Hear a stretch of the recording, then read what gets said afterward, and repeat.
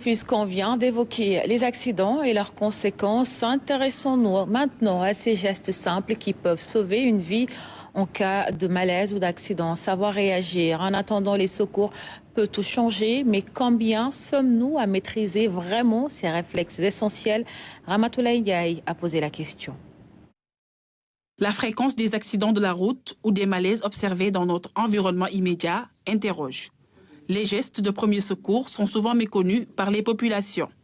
Les interventions sont souvent approximatives, sans formation spécifique à la base.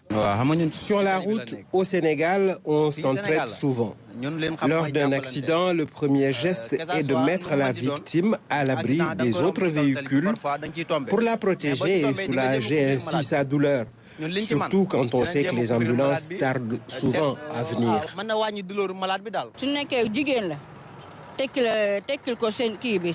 Si c'est une femme, on détache son soutien-gorge pour éviter qu'elle s'étouffe.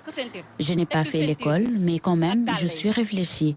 Et si c'est un homme, on détache sa ceinture et on lève les chaussures. Et enfin, on lui fait un massage pour qu'il reprenne connaissance.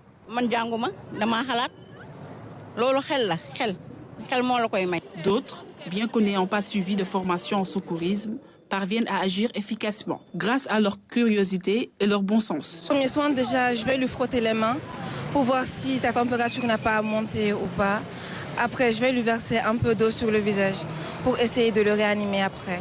Ça, je l'ai appris de mes parents. Mes deux parents sont médecins. Oui, je les conseille d'abord de regarder des vidéos de sensibilisation par rapport à ça. Aussi de ne pas fuir. Donc, il faut soit appeler les ambulances ou appeler une personne âgée. La moelle est métier. Et c'est un patient qui respire. Voici quelques préalables des gestes de premier secours. Pour le sauver, le premier réflexe, c'est de voir est-ce qu'il respire ou il ne respire pas. Est-ce qu'il saigne ou il ne saigne pas. Donc, par rapport à cela, je fais les gestes qui sauvent. Si il y a un saignement, il faut l'arrêter. Si il ne respire pas en ce moment-là, il y a une façon de faire, c'est le tapoter, voir est-ce qu'il répond. S'il ne répond pas, ou bien il a ouvert les yeux, ou bien il ne gesticule pas, en ce moment-là, on sait que la personne, elle est inconsciente. Il est donc indispensable que des séances régulières de formation et de sensibilisation fassent partie de nos pratiques quotidiennes. Le SAMU a un centre d'enseignement en soins et gestes d'urgence qui est couplé à un centre de simulation, ce qu'il y a en haut.